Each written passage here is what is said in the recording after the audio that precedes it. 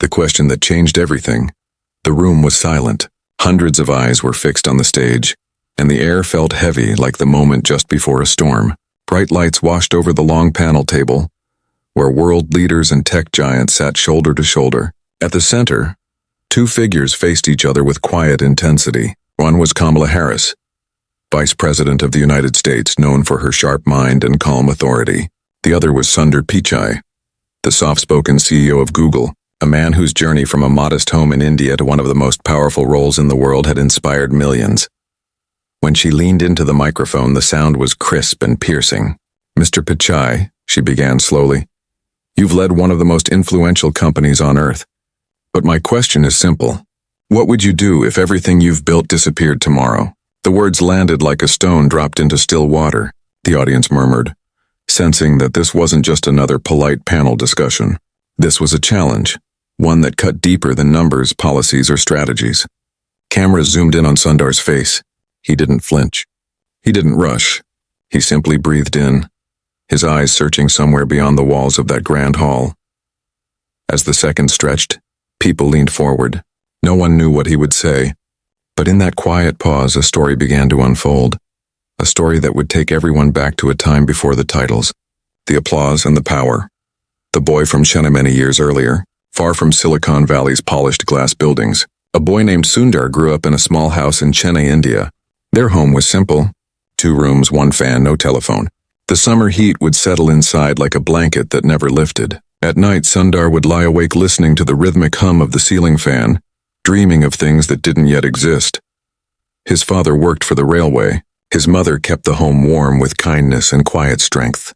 They didn't have much, but they valued education more than anything else. Sundar's father would save money for months just to buy 1 new book or a second-hand radio part for him to explore. Sundar didn't have toys, but he had questions. Endless questions. Why did the fan make that sound? How did the telephone in their neighbor's house connect to another faraway voice? Why did some people have so much while others had so little? The first time Sundar touched a telephone, he was 12. It wasn't in his house. It was at a neighbor's. He still remembered the weight of the receiver, the cold metal against his ear, and the thrill of hearing a distant relative's voice through invisible lines. He wasn't thinking about technology then. He was thinking about possibilities, about the invisible threads that connect people even when they're far apart. A mind that refused to give up school wasn't easy. Sundar didn't have expensive uniforms or private tutoring like some of his classmates, but he had focus. Every day he would sit at the front of the classroom absorbing every word, not because he had to, but because he loved learning. He wasn't loud. He wasn't the type to show off. Instead, he quietly solved problems others gave up on. One day, during a math exam, a complicated problem appeared on the board. Students whispered, pencils scratched nervously. Even the teacher sighed. Sundar stayed calm. He studied the equation, his mind turning slowly but surely like gears in a well-built machine. Within minutes, he raised his hand with the answer. The class stared in disbelief. He didn't smile. He simply explained, step by step, how he had broken the problem into small parts until it became simple. It was the first time his teacher truly saw the depth of his talent. But talent alone doesn't protect you from life's storms. Sundar's family faced financial struggles that nearly crushed his dreams. There were nights when the electricity went out for hours. He studied by candlelight. There were days when his father's pay wasn't enough to cover tuition. Friends left for better schools and doors seemed to close one by one. Yet Sundar never allowed despair to settle in his heart.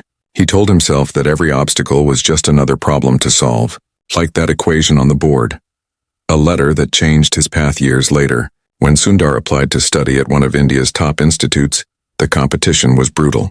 Thousands of students from across the country fought for a handful of spots. Sundar walked into the examination hall wearing a borrowed shirt and carrying hope like a fragile glass in his hands. The test was grueling. Time flew, but he trusted the quiet strength that had guided him since childhood. Weeks passed. One afternoon, a letter arrived. His mother's hands trembled as she held the envelope. Sundar opened it slowly, his heart pounding. When he saw the word congratulations, he didn't scream. He didn't jump. He simply sat down on the floor, overwhelmed. His father's eyes glistened with pride. His mother whispered a silent prayer. That letter wasn't just an acceptance.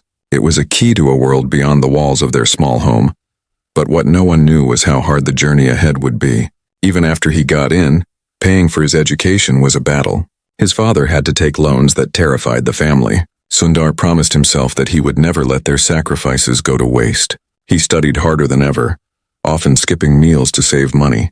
But every late night, every hunger pang, every moment of doubt became fuel for his determination. The first real test, his first trip abroad, came when he was accepted to Stanford University in the United States. It was a dream so big that it frightened him. His father had never been on a plane, yet he spent almost his entire life savings to buy that ticket. When Sundar boarded the flight, he wasn't just carrying a suitcase. He was carrying his family's hopes, their trust, their belief in him. But America was nothing like Chennai.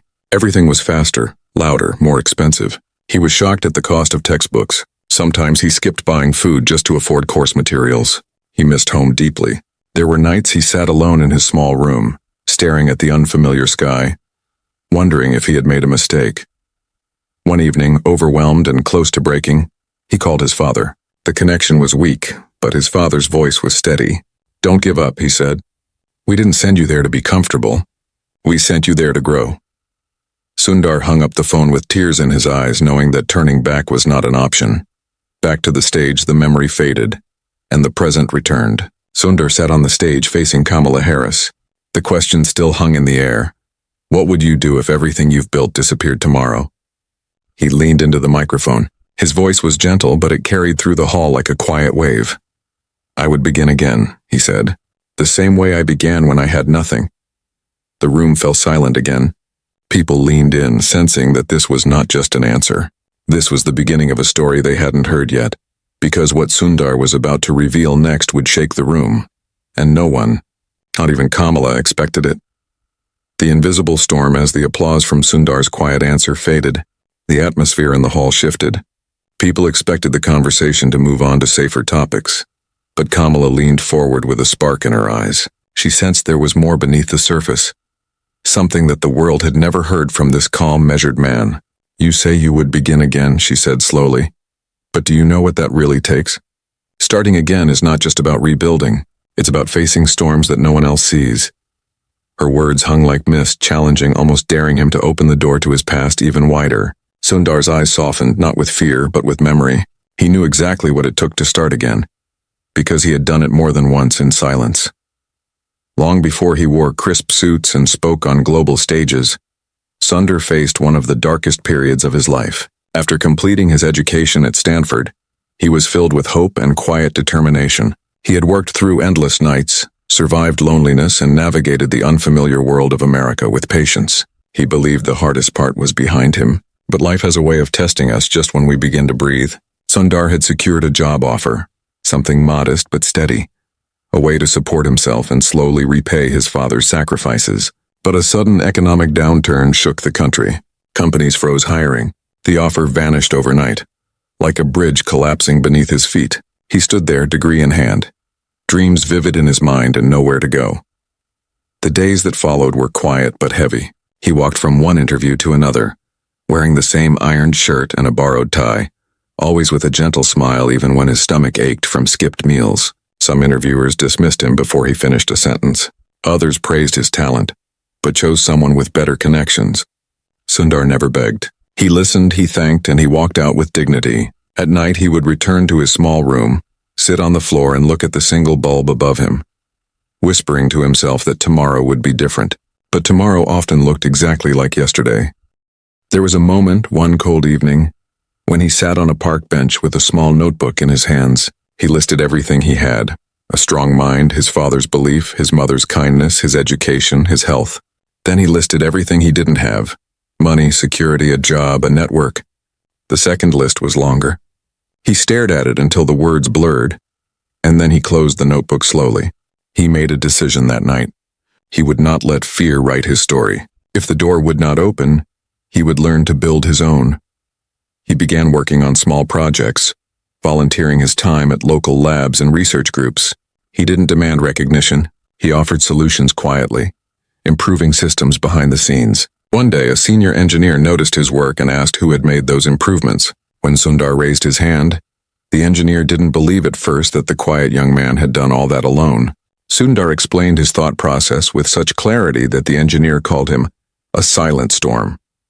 It was the first time someone in that world saw him not as a foreign student struggling to fit in, but as a mind that could shape the future. His perseverance eventually led him to Google. But even that path wasn't smooth. During his interview, he was asked to solve a technical challenge that left other candidates frozen. He paused not out of panic but out of deep focus. He saw the problem not as a wall but as a puzzle. Within minutes, he laid out a solution so elegant and simple that the interviewers were stunned. They saw in him something rare, not just intelligence but clarity born from years of struggle and self-reliance. When the offer came, Sundar didn't celebrate loudly. He simply called his father. The line crackled with static, but his father's soft "I'm proud of you" was clearer than anything else. But just when Sundar thought the invisible storms had passed, a new kind of challenge emerged, one that had nothing to do with technology and everything to do with people. As he climbed higher in the company, he entered rooms where power was spoken in whispers and decisions were made with invisible lines drawn between those who belonged and those who didn't. He wasn't loud, he didn't play politics, and sometimes his humility was mistaken for weakness. People questioned whether a quiet man from Chennai could truly lead in a world that celebrated loud voices and sharp elbows. There was one meeting that he would never forget. A senior executive dismissed his ideas in front of a crowded room, calling them too naive for the scale of the company. Sundar didn't react with anger. He waited, listened, and after the room calmed, he gently explained his vision again, this time using clear, grounded examples that connected technology to real human lives. By the time he finished, the same people who had laughed were silent. The executive who had mocked him looked down, realizing that humility wasn't weakness, it was quiet power. Back on the stage with Kamala, Sundar began to share this story. The audience was still hanging on to every word, realizing they were hearing something far more personal than they expected. His voice carried the weight of years spent building in silence. "Storms don't always roar," he said softly. "Sometimes they pass through you quietly, and when they do, you learn to stand without making noise." As he finished that sentence, something unexpected happened. A woman in the front row stood up, tears streaming down her face. She was a young engineer who had once been rejected by companies for being too quiet. She whispered, almost to herself, "That's my story too." Her voice echoed through the microphones, reaching everyone in the hall.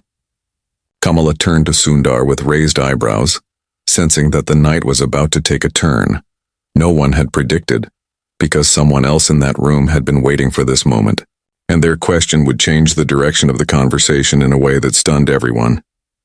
The question that broke the silence, the woman's soft whisper still hung in the air, fragile but powerful. The hall was silent, not out of politeness, but because something real had cracked through the surface of the evening. Her words were not rehearsed. They were born from years of feeling unseen. Sundar looked at her, and for a brief second, the stage, the cameras, and the lights disappeared.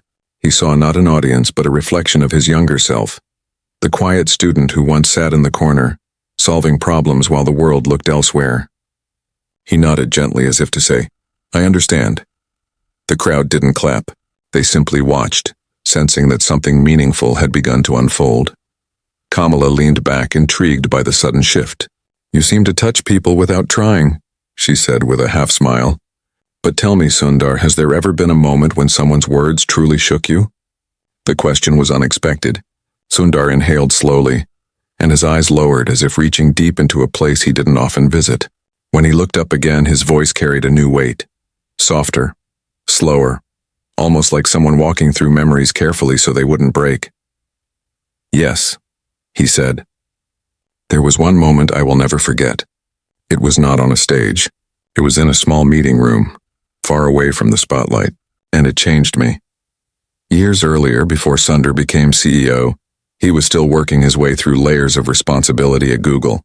The company was growing fast, expanding into areas that even the founders hadn't fully imagined. In that whirlwind, decisions were made quickly and not everyone agreed on the direction. Sundar was leading a team on a crucial project that would later become central to the company's success. He had spent months refining the vision, building trust, and uniting people who often disagreed.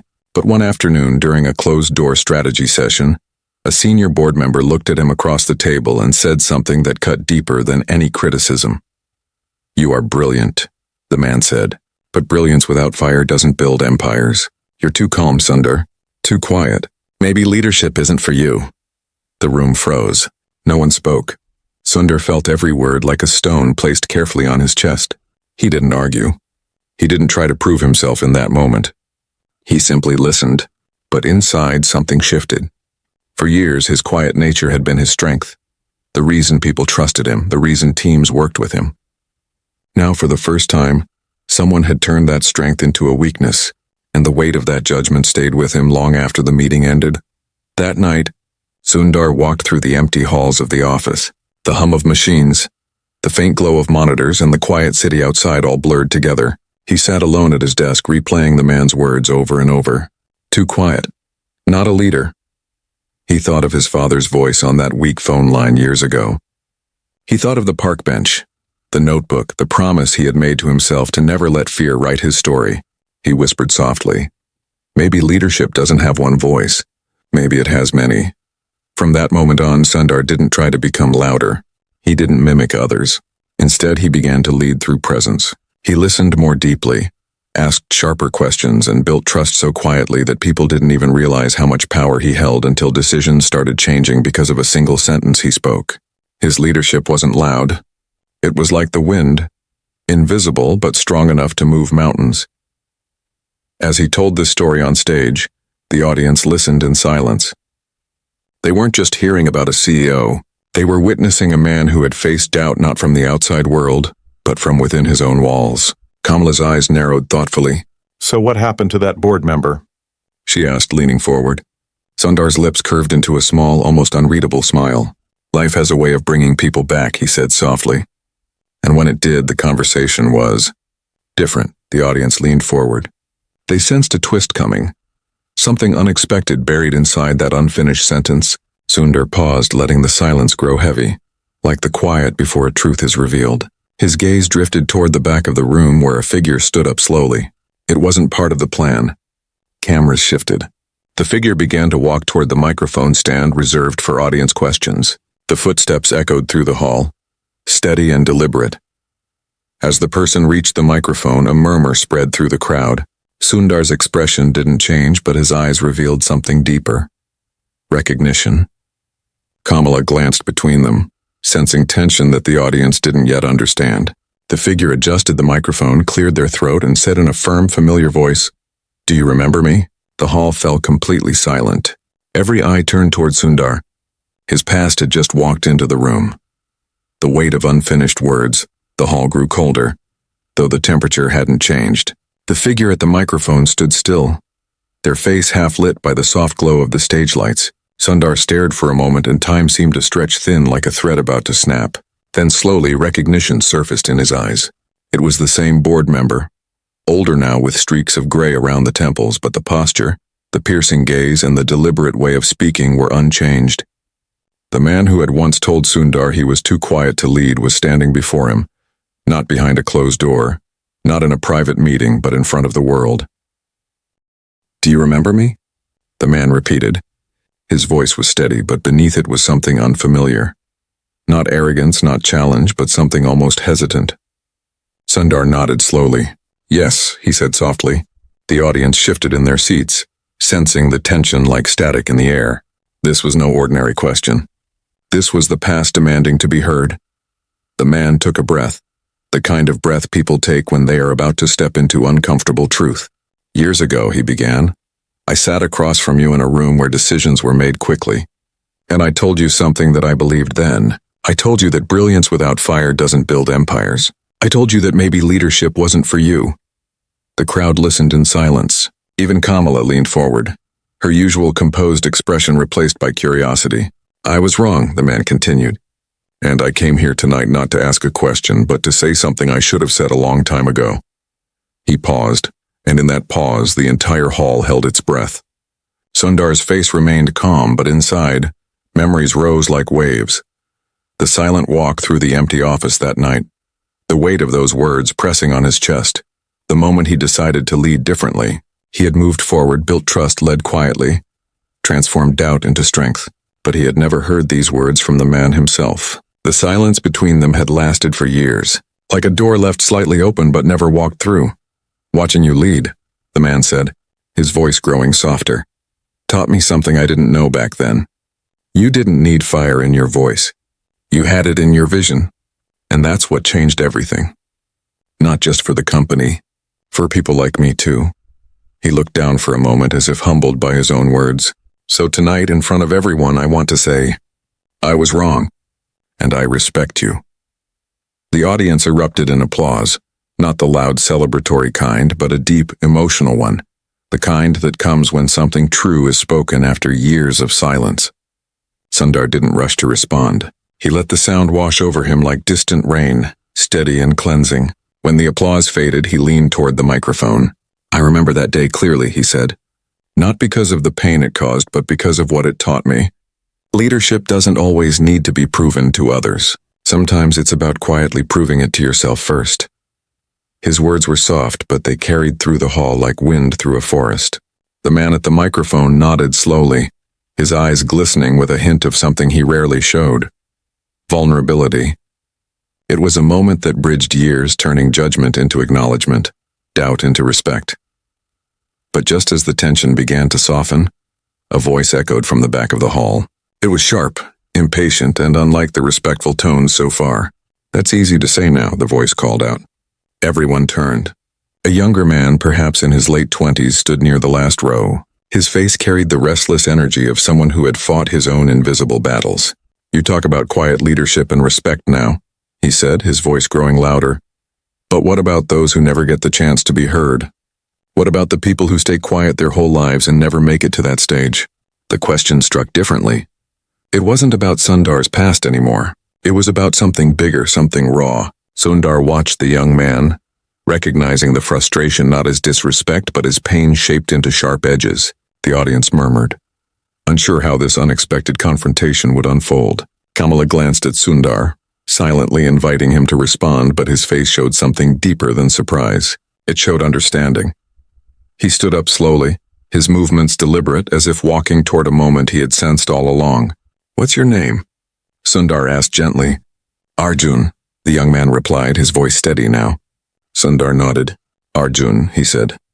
You've asked the question that kept me awake many nights. And maybe it's time I tell you the truth. The lights dimmed slightly, the camera zoomed in. Something in Sundar's tone hinted that the story he was about to share wasn't part of his usual speeches. The audience leaned forward, sensing they were standing on the edge of a revelation that would change the entire night.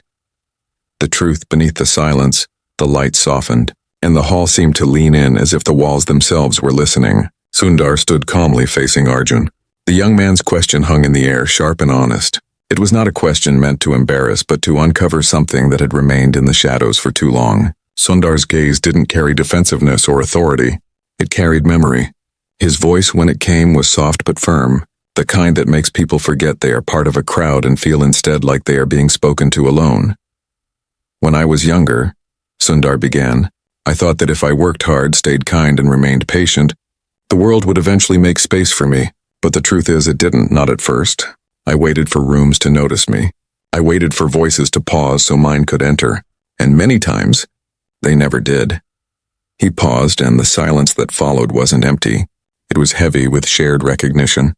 Arjun's eyes softened slightly, his defiance melting into curiosity. Sundar continued.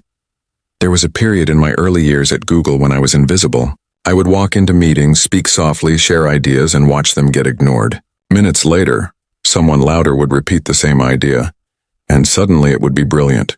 I would sit there quietly, feeling something I never admitted to anyone, a deep, sinking doubt that maybe I didn't belong. He took a slow breath, as if choosing his next words with care. One evening, after another long day of being unheard, I went back to my small apartment. I sat by the window, watching the city lights flicker like distant stars. For the first time in years, I felt truly small. I asked myself a question I had never dared to ask before. What if this is all there is? What if I spend my life being the quiet man in the corner who builds things for others to take credit for? His voice trembled slightly at the edges, not from weakness but from honesty. The audience was silent, their breaths almost synchronized. And then, Sundar said, something unexpected happened. I received a letter from my father. It wasn't long, just a few lines. He wrote, when you cannot be heard, make your work so clear that it speaks for you. Let the world catch up to your voice. He smiled faintly, remembering the moment. That night I made a promise to myself. I would stop waiting for permission to be heard. I would speak through my work, through how I treated people, through the spaces I created for others who were like me, quiet, thoughtful, often overlooked. I realized that not everyone would get the chance to stand on a stage like this, but if I could build spaces where their voices mattered, then my silence would not be wasted. Arjun's expression shifted completely. The restless energy that had fueled his interruption now gave way to something deeper. Recognition, maybe even relief. I thought people like you never struggled like that, he said softly. Sundar shook his head gently. Everyone struggles, he replied. Some battles are loud. Others happen quietly inside where no one sees. But both are real. Both shape us. Then Sundar did something unexpected. He stepped down from the stage, walked slowly toward Arjun and stood before him. Not as a CEO, not as a public figure, but as one human being facing another. Arjun, he said, your question is powerful because it's real. There are millions of people who will never be handed the microphone, but some of them will create things so meaningful that the world will eventually have to listen. And some, he paused, his eyes holding Arjun steadily, will have to fight to build the spaces where others can be heard. Maybe that's what leadership truly is. The audience rose to their feet, not in noisy celebration but in quiet reverence. Kamala watched silently, her expression thoughtful, almost moved. For the first time that evening, the event felt less like a panel and more like a shared confession between generations. Arjun lowered his eyes, humbled, and whispered, "Thank you." Sundar placed a hand on his shoulder gently, the kind of gesture that carries more weight than any speech. But just as the atmosphere began to settle into quiet reflection, a stage assistant rushed toward Kamala and whispered something urgent in her ear. Her expression changed instantly, the calm composure replaced by sudden alertness. She stood, tapped the microphone, and said, "Ladies and gentlemen, we're going to pause for a moment. There's been a development." Murmurs spread through the hall like ripples. Sundar looked toward her, sensing that the night had just taken a turn none of them expected. The lights dimmed slightly, cameras swung toward the side of the stage, and a door opened. A figure stepped out. Not the board member, not Arjun, but someone from Sundar's past who had never appeared in public before. The room froze. Sundar's eyes widened for the first time that evening. The echo of a single voice. The door at the side of the stage opened slowly and the hall fell into a hush so deep that even the faint hum of the lights seemed to fade. A figure stepped out, walking with measured steps, neither rushed nor hesitant. The cameras turned, capturing every movement. Sundar's eyes widened, not out of fear, but in quiet disbelief. He knew that face. It was thinner now, with more lines etched by time, but the presence was unmistakable. It was his old professor from Chennai, the one who had once told him in a small classroom many years ago that not every brilliant mind is meant to lead. The professor had vanished from his life after graduation, like a chapter that had closed without warning. Yet here he was, stepping onto the stage in front of the world. The professor reached the microphone, his hands steady, his eyes scanning the room before resting on Sundar. "I didn't think our paths would cross again," he began, his voice calm, almost nostalgic. "But when I saw you up here tonight speaking to the world, something inside me knew I had to be here. Because there are words I left unsaid a long time ago." The crowd shifted, sensing a deeper story unfolding, one that reached far beyond boardrooms or technology. "When you were my student," the professor continued, "you were brilliant. Quiet, yes, but sharp. I saw it, I admired it. But I also worried. I worried that the world, with all its noise and speed, would not wait for someone like you. I thought I was protecting you when I told you leadership might not be your path. I thought I was preparing you for disappointment." He paused, his voice softening. "But the truth is I was wrong. I underestimated not your ability but my own imagination. I couldn't see that there are many ways to lead, many kinds of strength. And you showed the world a kind I didn't understand back then." Sundar stood motionless, his heart catching between past and present. He remembered those classroom days vividly, the chalk dust in the air, the warm afternoon light on the cracked walls, and the way he had looked down at his desk when the professor spoke those words. At the time, he hadn't felt angry, only quietly determined to prove something to himself. Now, standing face to face again, he felt something unexpected. Not triumph, but calm.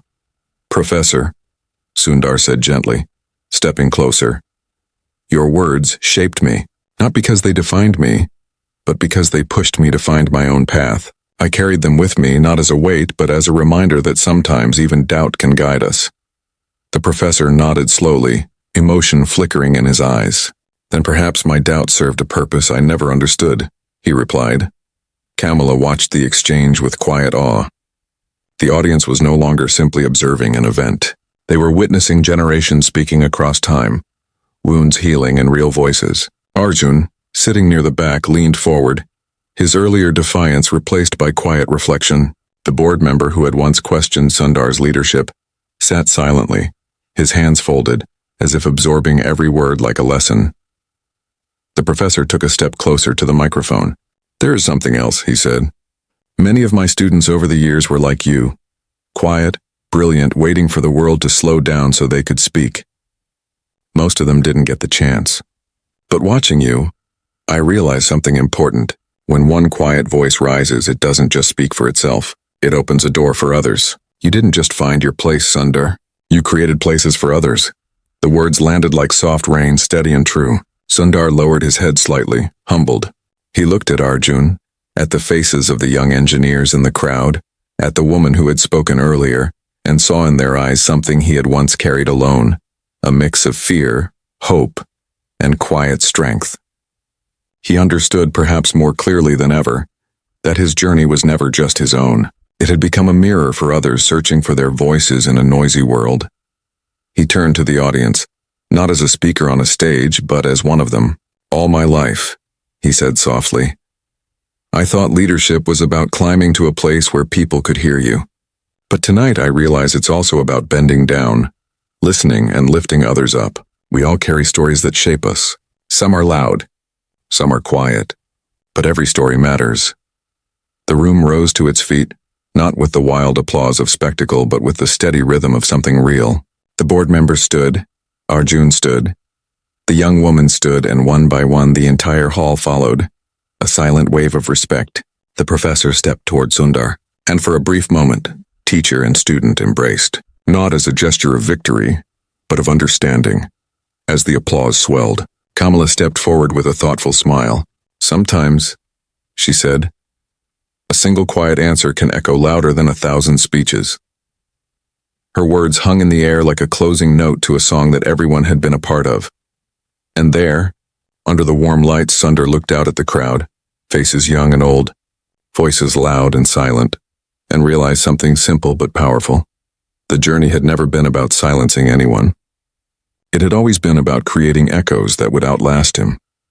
The cameras pulled back slowly, capturing the image of Sundar standing between his past and the next generation, the applause washing over him like a tide, and in that moment the story came full circle. Not with a shout, but with the quiet strength of a man who had learned to let his silence speak.